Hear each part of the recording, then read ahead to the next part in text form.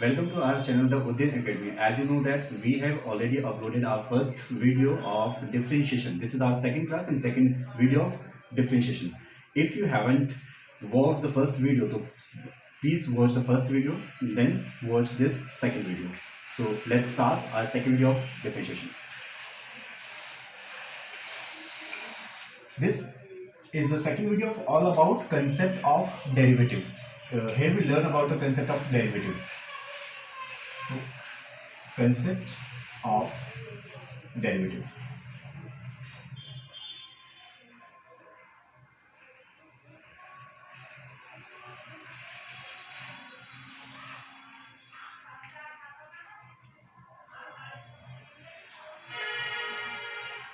लेकिन इन सभी कंसेप्ट को सीखने से पहले अगर आपने हमारी फर्स्ट वीडियो अगर नहीं देखी तो उसमें देखिए, आपको सारी फॉर्मूले याद होने चाहिए। उन फॉर्मूले की मदद से ही हम जो भी कंसेप्ट है वो आसानी से ग्रैस्प कर सकते हैं, सारी चीज़ों को आसानी से समझ सकते हैं। तो देखते हैं सारे ही कंसेप्ट। इस कंसेप्ट को सीखने के बाद हम काफ़ी हद तक इस मतलब लायक हो जाएंगे, इस एबल हो जाएंगे कि हम 5.2, 5.4 ये सारे आसान से हम कर पाएंगे। इस कंसेप्ट में सबसे पहला कंसेप्ट है डेरिवेटिव ऑफ कांस्टेंट। अब हमें पता है कि कांस्टेंट क्या होता है, वेरिएबल क्या होता है। वेरिएबल जितने भी एक्स वाई वाले फंक्शन होते हैं वो सारे के सारे क्या होते हैं, वेरिएबल होते हैं। और जितने भी देखो इसमें वेरिएबल और कांस्टेंट का जनरली हम ये मानते हैं कि जो वेरिएबल होते हैं वो वेरिएबल अल्फाबेट में क्या होता है, जितने भी अल्फाबेट होते हैं A to Z होते हैं, उन अल्फाबेट में हमारे पास दो तरीके से मान सकते हैं, एक वेरिएबल और एक कांस्टेंट। वैसे तो जनरली क्या होता है, एक्स वाई वेरिएबल होते हैं और बाकी सारे जितने भी हैं इसको छोड़कर, एक्स वाई को छोड़कर बाकी सारे जो होते हैं वो कांस्टेंट में काउंट होते हैं, A to Z except X Y.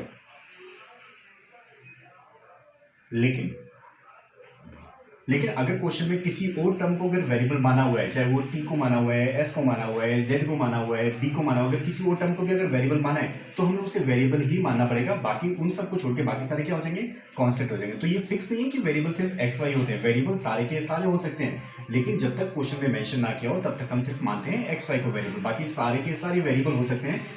और लेकिन अभी जो है एक्स वाई को भी वेरिएबल मान रहे हैं, बाकी सारे क्या होते हैं, कांस्टेंट होते हैं। लेकिन अगर क्वेश्चन में मेंशन किया हो तो एक्स वाई के अलावा भी वेरिएबल हो सकते हैं। और कांस्टेंट क्या हो सकते हैं, एक तो कांस्टेंट ये होते हैं प्लस एक कांस्टेंट जो इतनी भी काउंटिंग होती है, जितने भी नंबर्स होते हैं वो सारे भी क्या होते हैं, अपने कांस्टेंट होते हैं। अब अगर हमें किसी भी कांस्टेंट का डेरिवेटिव करना हो तो ये ध्यान रखना है कि कांस्टेंट का डेरिवेटिव हमेशा जीरो होता है। जैसे अगर मैं बोलूँ कि हमें डेरिवेटिव करना है 1000 का, हमें पता है ये नंबर की फॉर्म है और 1000 का डेरिवेटिव क्या हो जाएगा, जीरो। अगर मैं किसी भी नंबर का करना हो, किसी भी अल्फाबेट में, जैसे अगर मुझे ए बी का डेरिवेटिव करना हो या फिर ए और बी का डेरिवेटिव करना हो तो ये भी क्या हो जाएगा, जीरो हो जाएगा। तो यहाँ पे ये ध्यान रखना है कि कांस्टेंट का अगर हमें डेरिवेटिव करना हो तो कांस्टेंट का डेरिवेटिव जीरो होता है। Constant in terms of number हो सकता है, इन टर्म्स ऑफ वेरिएबल हो सकता है। तो यहाँ पे ये ध्यान रखना है। सेकेंड है कि अगर हमें x का डेरिवेटिव करना हो, सिर्फ x का। अब हमने x का डेरिवेटिव तो सीखा ही हुआ है पहले, x का डेरिवेटिव क्या होता है।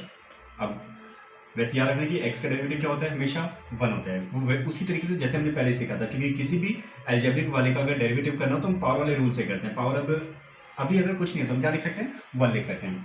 और पावर अगर 1 है और इसका डेरिवेटिव करें तो हमने सीखा था कि पावर आगे आती है और पावर में से एक कम करते हैं। तो हमने पावर को आगे ट्रांसफर किया और पावर में से एक कम किया तो 1 - 1 कितना हो गया, 0। ये हो गया x की पावर 0 और x की पावर 0 की वैल्यू क्या होती है, 1। इसलिए इस x का डेरिवेटिव कितना हो गया, 1 हो गया। ऐसे भी समझ सकते हैं, ऐसे भी समझ सकते हैं कि अगर हमें किसी भी वेरिएबल का डेरिवेटिव करना हो, अगर वो सिंगल टर्म में हो, सिंगल पावर हो उसकी, तो उसका डेरिवेटिव करने की जगह पे ये वेरिएबल जस्ट इसके साथ लिख दो तो क्या होगा, ये dx/dx हो जाएगा। तो dx/dx हो तो dx से dx कैंसिल, तो ये क्या हो गया, इसका डेरिवेटिव 1। ऐसे भी समझ सकते हैं। तो यहाँ पे याद रखना है कि x का डेरिवेटिव क्या होता है, 1 होता है। अब डेरिवेटिव ऑफ, मान लो अगर हमें किसी भी फंक्शन का डेरिवेटिव करना हो और उस फंक्शन के साथ कोई ना कोई यहाँ पे कांस्टेंट लिखा हो। कांस्टेंट का मतलब हमें पता ही है, k का मतलब है यहाँ पे कांस्टेंट, k या फिर सी, दोनों में से कोई सा भी लिख सकते हैं। अगर यहाँ पे कोई भी कांस्टेंट टर्म लिखे हो, नंबर या फिर वेरिएबल की टर्म में, उसका डेरिवेटिव करने के लिए क्या करते हैं कि ये जो k है, ये जो कांस्टेंट है, डेरिवेटिव करने के लिए जो कांस्टेंट है ये आगे आ जाता है, कांस्टेंट को कर देते हैं आगे ट्रांसफर और डेरिवेटिव करते हैं सिर्फ फंक्शन का। अगर कांस्टेंट अकेला लिखा होता विदाउट फंक्शन तो इसका डेरिवेटिव क्या था, 0 हो जाता। लेकिन अगर कांस्टेंट किसी फंक्शन के साथ है, किसी फंक्शन का मतलब या तो वो x की टर्म के साथ लिखा हुआ है, या फिर वो ट्रिग्नोमेट्री किसी टर्म के साथ है, लॉग की किसी टर्म के साथ है, तो अगर ऐसा कांस्टेंट इन सभी फंक्शन के साथ है तब कांस्टेंट 0 नहीं होगा। तब कांस्टेंट को क्या करेंगे, आगे लेके आएंगे, फिर डेरिवेटिव करेंगे सिर्फ फंक्शन का। जैसे अगर हमारे डेरिवेटिव करना हो, मान लो 5x की पावर 3, अब अगर हमें इसका डेरिवेटिव करना हो तो इसमें 5 क्या है, कांस्टेंट, तो हम 5 को कर देंगे आगे ट्रांसफर और डेरिवेटिव करेंगे सिर्फ x की क्यूब का। x की क्यूब का डेरिवेटिव हमें पता है कि पावर है, तो पावर क्या होगी, पावर आगे आएगी और पावर में से एक कम कर देंगे, तो ये हो जाएगा 5 पावर आगे आएगा और इनटू में x स्क्वायर, तो 5 को 3 से मल्टीप्लाई किया 15 और ये हो गया x स्क्वायर, तो 5x क्यूब का डेरिवेटिव हो गया 15x स्क्वायर। तो अगर किसी भी फंक्शन में कांस्टेंट साथ में तो कांस्टेंट आगे, फिर डेरिवेटिव करेंगे सिर्फ फंक्शन का एज इट इज। अगला फोर्थ में है, अभी तो यहाँ पे एक फंक्शन था, लेकिन अब अगर एक से ज्यादा फंक्शन हो, एक से ज्यादा फंक्शन दो तरीके से हो सकते हैं, या तो वो प्लस माइनस में होंगे या फिर वो मल्टीप्लाई या फिर डिवाइड में होंगे। तो अगर फंक्शन दो से ज्यादा फंक्शन हो तो या तो वो प्लस में लिखे होंगे या फिर वो माइनस में लिखे होंगे। जैसे अगर हमने कुछ फंक्शंस लिखे ऐसे करके, इसमें अलग अलग फंक्शन, फर्स्ट अलग, सेकंड अलग, थर्ड अलग, ये फंक्शन अलग अलग, लेकिन अलग अलग साइन भी थे उसमें, प्लस या फिर माइनस। तब होगा क्या, जनरली हम क्या करते हैं, अगर ब्रैकेट के बाहर कोई भी यहाँ पे नंबर लिखा हो तो हम क्या करते हैं, सबसे मल्टीप्लाई करते हैं इंडिविजुअली।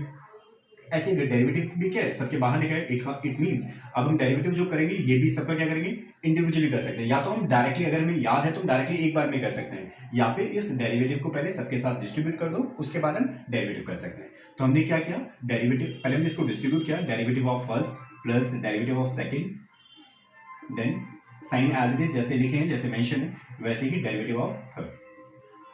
ऐसा करने के बाद जो भी इनके फंक्शंस होंगे उन फंक्शन का डेरिवेटिव कर देंगे, तो ये इसकी डेरिवेटिव की टर्म्स आ जाएंगे। जैसे अगर मान लो हमने लिखा फाइंड द डेरिवेटिव ऑफ, यहाँ पे लिखा जैसे मैंने साइन एक्स स्क्वायर, तो यहाँ पे लिखा मैंने -1/x। अब इसका जो डेरिवेटिव करेंगे, अभी तो हम डायरेक्ट करते हैं, हमें पता है कि साइन एक्स और डायरेक्ट ही करना है। यहाँ पे तो सिर्फ ये इस तरीके से हम डिस्ट्रीब्यूट कर सकते हैं, लेकिन आपको डेरिवेटिव फॉर्म याद है, डायरेक्ट करो। साइन एक्स का डेरिवेटिव क्या होता है, cos x, एक्स स्क्वायर का डेरिवेटिव क्या होता है, पावर आगे पावर में से एक कम, पावर आगे आएगी पावर में से एक कम करेंगे तो 1 बचेगा। ऐसे ही 1/x का डेरिवेटिव क्या होता है, -1/x स्क्वायर, तो माइनस माइनस क्या हो जाएगा प्लस, तो प्लस 1/x स्क्वायर। तो इस तरीके से हम डेरिवेटिव कर सकते हैं प्लस या फिर माइनस के फंक्शन में।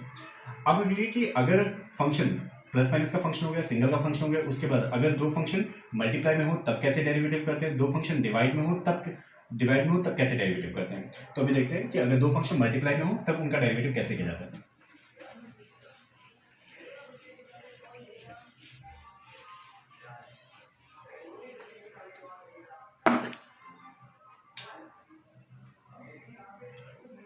अब derivative of two function when they are in the multiplication.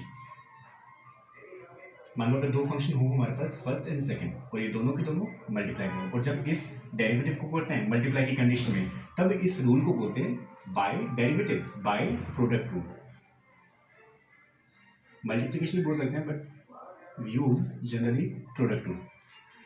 तो जब इसका डेरिवेटिव करते हैं तो हमें ध्यान रखना है कि इसका एक फॉर्मूला होता है डेरिवेटिव निकालने का। इसमें क्या होता है, पहले फर्स्ट, जो भी यहाँ पे फर्स्ट फंक्शन, फर्स्ट और सेकंड, तो जो भी हम किसी को भी फर्स्ट किसी को भी सेकंड मान सकते हैं अपनी तरफ से। तो पहले क्या करते हैं, फर्स्ट को छोड़ते हैं, फर्स्ट को ऐसे कैसे लिखते हैं, उसके बाद डेरिवेटिव करते हैं सेकंड वाली टर्म का। फर्स्ट जैसा है वैसे का वैसे ही सेकंड वाली टर्म का डेरिवेटिव, फिर प्लस, फिर सेकंड वाला फंक्शन ऐसे कैसे और इनटू में फर्स्ट का डेरिवेटिव। इस तरीके से मैं डेरिवेटिव कर रहे हैं। जैसे मैं लिखा, हमने लिखा log x इनटू में x, हमें दो फंक्शन दिए, एक log x का फंक्शन हो गया और एक x का फंक्शन हो गया। इन दोनों में से हम किसी को भी फर्स्ट और किसी को भी सेकंड मान सकते हैं। मान लिया हमने इसे फर्स्ट मान लिया और इसे मान लिया अपना सेकंड फंक्शन। अब हमें इसका डेरिवेटिव करना है। अब इसका अगर डेरिवेटिव करें तो इसको फर्स्ट माना, इसको सेकंड माना, तो करते क्या है, पहले फर्स्ट को छोड़ो, फर्स्ट को ऐसे कैसे लिखा, फिर डेरिवेटिव ऑफ सेकंड, फिर प्लस, फिर सेकंड ऐसे कैसे, सेकंड क्या है हमारे पास x, तो x ऐसे कैसे रह गया, और उसके बाद डेरिवेटिव ऑफ फर्स्ट, और फर्स्ट क्या है हमारे पास log x, तो हमने लिख दिया log x। अब भी तो सिर्फ हमने लिखा है, अब जहां जहां पे डेरिवेटिव वाली टर्म लिखा है उनका डेरिवेटिव कर देंगे। जैसे ये log x तो ऐसे कैसे हो गया, यहाँ पे क्या है x, और हमने सीखा हुआ x का डेरिवेटिव क्या होता है 1, तो इंटू में हो गया 1, प्लस ये x ऐसे कैसे, और हमने सीखा log x का डेरिवेटिव क्या होता है 1/x, तो इनटू में आ गया 1/x। यहाँ पे क्या हुआ, इस x से ये x कैंसिल हो सकता है, यहाँ पे log x को 1 से मल्टीप्लाई करेंगे तो log x रह जाएगा, और उस साइड क्या रह जाएगा +1, तो यही हो गया इस पूरी टर्म का डेरिवेटिव और log x इनटू में x का डेरिवेटिव हो जाएगा log x +1। तो ये है bye product rule. Product rule में अगर कोई भी दो फंक्शन मल्टीप्लाई में हो तो हम इस रूल से डेरिवेटिव कर सकते हैं। ये हमें ध्यान रखना है थ्रू आउट द चैप्टर, इसका यूज होगा, कहीं भी यूज हो सकता है इसका, कि अगर दो फंक्शन मल्टीप्लाई में हो तो हम इस रूल से डेरिवेटिव इजीली कर सकते हैं। इसके बाद आता है 6 है क्वेश्चन रूल।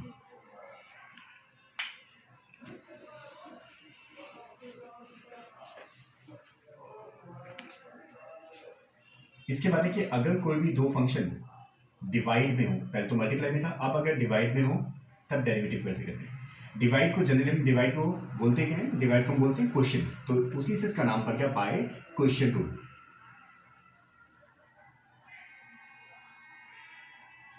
अब हमें पता है कि डिवाइड जो है वो मल्टीप्लिकेशन की बिल्कुल क्या होती है, रिवर्स होती है, तो इसका फॉर्मूला भी जस्ट रिवर्स हो जाएगा। उसमें हमने क्या किया था, फर्स्ट को छोड़ा सेकंड का डेरिवेटिव किया, जब इसको करेंगे तो बिल्कुल उल्टा, उसमें हमने किया फर्स्ट को छोड़ा सेकंड का डेरिवेटिव, तो यहाँ पे करेंगे सेकंड को छोड़ो फर्स्ट का डेरिवेटिव, और वहां पे क्या था बीच में प्लस, और प्लस का रिवर्स क्या होता है माइनस करना, तो यहाँ पे क्या हो जाएगा माइनस। फिर उसके बाद हमने वहां पे क्या था, फर्स्ट को छोड़ा सेकंड का डेरिवेटिव, फिर सेकंड को छोड़ा फर्स्ट का डेरिवेटिव, यहाँ पे उल्टा हो जाएगा, यहाँ पे फर्स्ट को छोड़ो और सेकंड का डेरिवेटिव। बस इसमें और उसमें फर्क इतना है कि इसमें जो नीचे वाली टर्म है सेकंड, जो भी नीचे वाली टर्म एज इट इज दिखे, ये एज इट इज सेकंड वाली टर्म का स्क्वायर, ये क्या बाय क्वेश्चन रूल। तो इस क्वेश्चन रूल से हम क्वेश्चन तो कर ही सकते हैं, अब यहाँ पे पुट करेंगे वैल्यू तो यहाँ से क्वेश्चन हो जाएगा।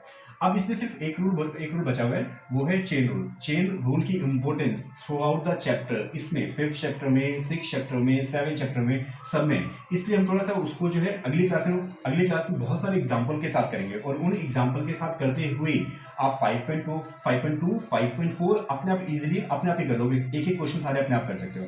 तो आज की वीडियो हम यहीं तक रखते हैं, फिर अगली क्लास में हम सीखेंगे सिर्फ एक last rule, that is chain rule. तो होपफुली आपको ये वीडियो पसंद आई होगी। अगर आपको ये वीडियो हमारी अच्छी लगी हो तो प्लीज़ अपने दोस्तों के साथ शेयर कीजिए, ताकि आपके साथ साथ दूसरे बच्चों को भी फायदा हो पाए और हम इस लायक हों कि सभी को फायदा पहुंचा पाए। Thank you so much.